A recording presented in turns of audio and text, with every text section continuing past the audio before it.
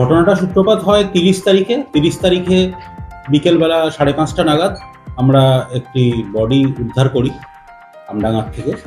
এবং এইখানে দেখা যায় যে মাল্টিপল স্ট্যাব ইঞ্জুরি আছে এবং থ্রোটে স্লিট ইঞ্জুরি আছে এবং that was the primary cause of death. তারপরে বডিটিকে আমরা নিয়ে আসি, পোস্টমর্টেম করা হয় এবং যেটা অ্যাপ্রক্সিমেট টাইম অফ ডেথ হিসেবে যেটা পাওয়া যায় যে আগের দিন রাত্রে, মানে ২৯ তারিখ রাত্রে হয়তো এই ঘটনাটা ঘটানো হয়েছিল। তো তারপর থেকে আমরা যে যুবক যে মারা গেছে তাকে আইডেন্টিফাই করা হয়। যুবকের নাম ছিল জহিরুল ইসলাম, বাড়ি আধাটা ওখানে সাধনপুরে বাড়ি ছিল না, আমডাঙ্গা পিএস এর আন্ডারে।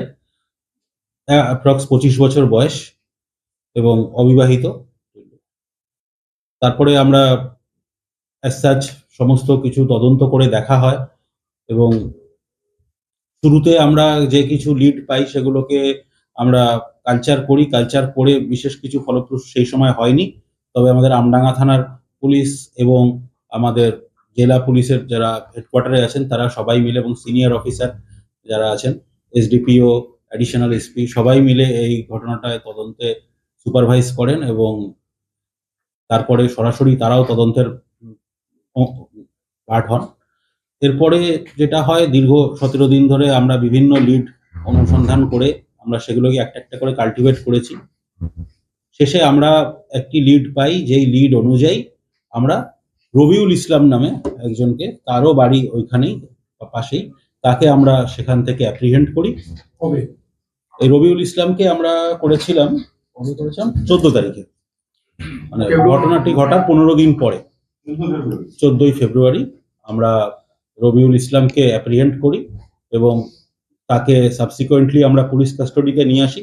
পুলিশ কাস্টডিতে আনার পর রবিউলকে যখন ইন্টারোগেশন করা হয়, এক্সটেন্সিভ ইন্টারোগেশনের পরে সে স্বীকার করে যে ওর ভাই অবিদুল এই ঘটনাটা ঘটিয়েছিল, জহিরুলের মার্ডার ও করেছে বলে রবিউলের কাছে এবং বাকি ওদের আত্মীয়র কাছে নাকি অবিদুল স্বীকার করেছে। তো আমাদের ঘটনাটা খুব একটা বিশ্বাসযোগ্য হয়নি, কেননা যেভাবে মার্ডার হয়েছিল সেটাতে একজনের কাজ বলে এটা মনে হয়নি। তো সাবসিকুয়েন্টলি আমরা পরবর্তী লিডগুলো অনুসন্ধান করে দেখলাম যে রবিউলেরও ওই ঘটনাস্থলের আশেপাশেই প্রেজেন্স ছিল। তো আমরা রবিউলকেও এই ঘটনায় অ্যারেস্ট করি এবং তারপরে ওর দেওয়া লিড অনুযায়ী আমরা অবিদুলের খোঁজে যাই এবং অবিদুলের আমরা খোঁজ পাই যে সে ঘটনার পর থেকে সে ওখান থেকে বেপাত্তা এবং সে মুম্বাইতে বান্দ্রা ইস্ট ওখানে গিয়ে সে কাজের বাহানা করে বান্দ্রা ইস্টে গিয়ে ওখানে বসবাস করছিল দীর্ঘ ১৫-১৬ দিন ধরে। তো সাবসিকুয়েন্টলি আমরা পরের দিনে টিম পাঠাই মুম্বাইয়ের বান্দ্রা ইস্টে, ওখানে নির্মলনগর পুলিশ স্টেশন, ওখানে ওনাদের অ্যাক্টিভ হেল্প নিয়ে আমরা অবিদুলকে অ্যারেস্ট করি এবং অ্যারেস্ট করার পরে সাবসিকুয়েন্টলি আমরা অবিদুলকে এখানে নিয়ে আসি ট্রানজিট রিমান্ড নিয়ে এবং সমস্ত ফর্মালিটিস পূরণ করার পর আমরা অবিদুলকে জেরা করায়। অবিদুল স্বীকার করে যে এই ঘটনাটাও ঘটিয়েছে।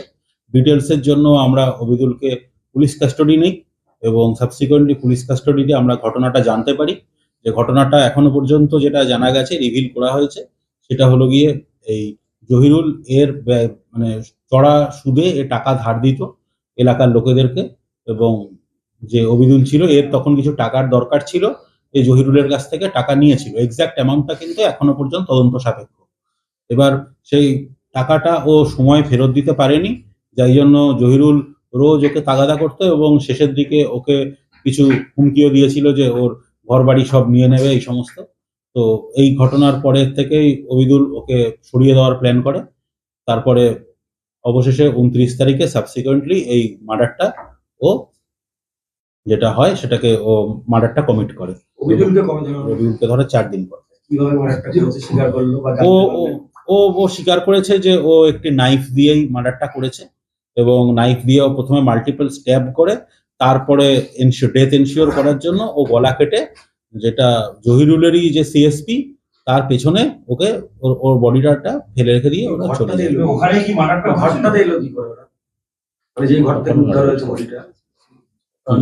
ওটা তো ঘর নয়, ওটা একটা আন্ডার কনস্ট্রাকশন ঘর, যেটা ওটা এবার এই জিনিসটা এখনো পর্যন্ত আমরা পুলিশ কাস্টডিতে নিয়েছি।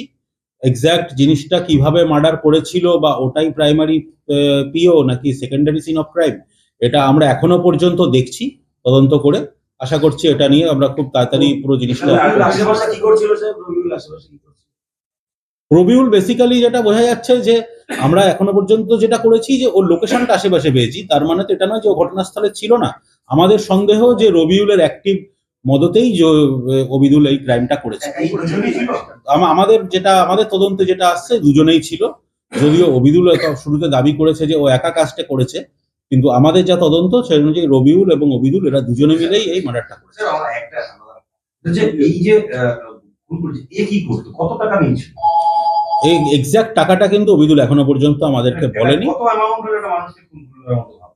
দেখুন, এটা তো যে আসামি সেই বলতে পারবে যে কত অ্যামাউন্ট, কেননা আমরা যেটা দেখেছি নাকি এই টাকা শোধের জন্য ওর উপর প্রেশার আসছিল, সেই টাকা শোধের জন্য ওর ওপর প্রেশার আসছে।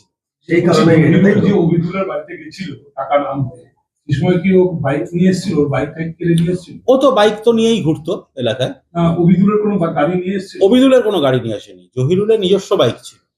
এবার এই বাইকটি ওরা মার্ডার করার পরে এই বাইক ওরা দেগঙ্গায় ডাম্প করে দেয়।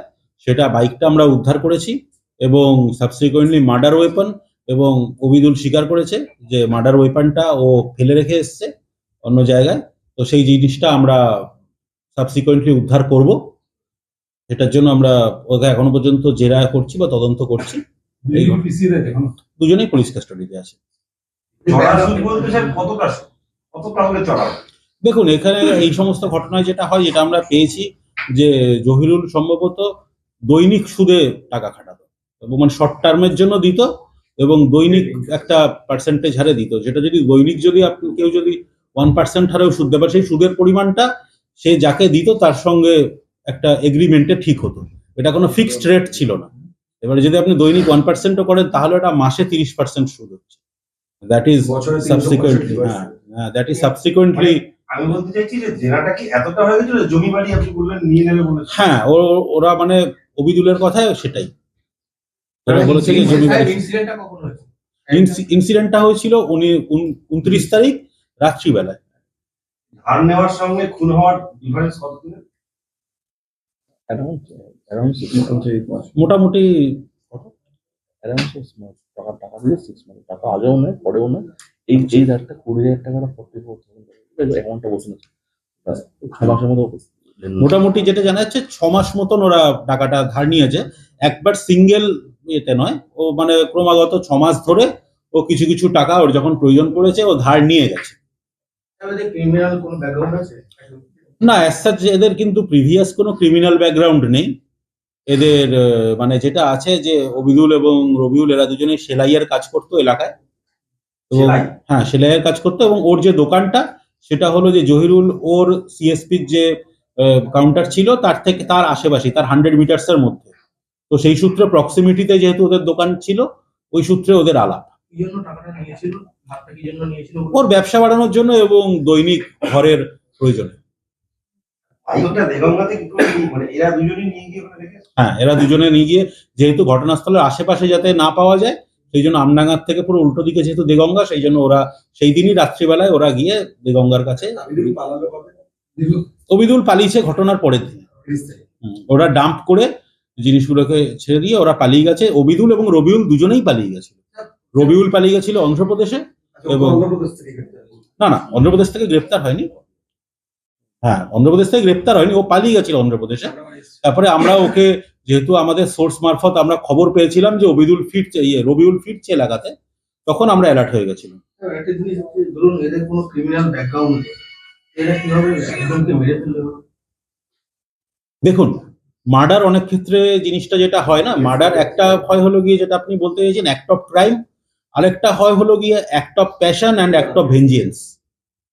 এই তিনটা কারণে কিন্তু মানুষ মার্ডার করতে পারে, এবং বেসিক্যালি দেখা যায় যখন অ্যাক্ট অফ ক্রাইম হয় তখন জিনিসটা কিন্তু অনেক সুপরিকল্পিত হয়, কিন্তু যে ক্ষেত্রে অ্যাক্ট অফ প্যাশন বা অ্যাক্ট অফ ভেঞ্জিয়েন্সের কারণে মার্ডার হয় সেগুলো কিন্তু এই ধরনের মার্ডারই হয়ে থাকে। এবং বেশিরভাগ ক্ষেত্রে আপনারা দেখে থাকবেন, আপনারা অনেকদিন ধরে সাংবাদিকতা করছেন, আপনাদের অভিজ্ঞতা আছে, এবং আমরাও অনেকদিন ধরে যেটা পুলিশিং এর অভিজ্ঞতায় দেখেছি যে ম্যাক্সিমাম ক্ষেত্রেই কিন্তু দেখা যায় যে more than 60% murders are act of vengeance আর অ্যাক্ট অফ প্যাশন,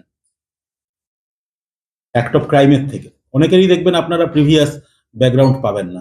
যেরকম আপনারা রিসেন্ট আপনারা দেখেছেন যে ড্রাম কেস হয়েছিল, যেটা সেক্ষেত্রেও কিন্তু তাদের কিন্তু কোনো ক্রিমিনাল ব্যাকগ্রাউন্ড ছিল না, it was an act of passion.